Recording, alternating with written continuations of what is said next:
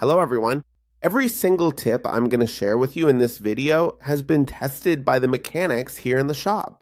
Well, a lot of customers have come here with this P0171 code thinking their engine is already dying. But in reality, the problem is usually simpler than it seems. The first thing we almost always check is for air leaks. A mechanic in the shop always says, if air gets in where it shouldn't, the computer goes crazy.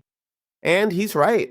Cracked hoses, the PCV valve, or even the intake manifold gasket can let in extra air without the sensor measuring it. One of the customers who came here to the shop with this problem told me, I spent money on sensors, and in the end, it was just a little broken hose.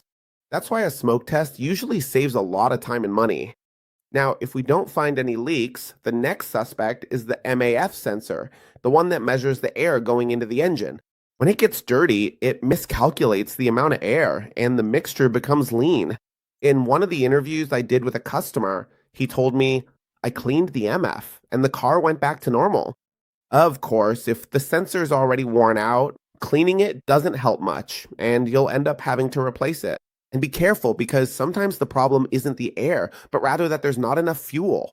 We've seen tired fuel pumps or partially clogged filters that cause the engine to get less fuel than it needs. The technician at the shop usually says, before replacing expensive parts, check the fuel pressure. More than once, the P0171 code disappeared simply by correcting the low pressure. Next comes a cause that many people overlook, an exhaust leak before the oxygen sensor.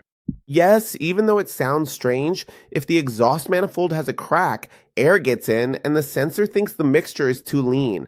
We've had customers say, I changed the sensors and it was still the same until they found a crack in the manifold.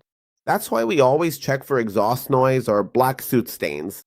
And when the Nissan already has quite a few miles, we also check the oxygen sensors and the injectors. A slow sensor can send incorrect information, and dirty injectors can reduce the amount of fuel reaching the engine. So, to make sure these problems stop happening to you, I recommend you go to the video you're seeing on the screen.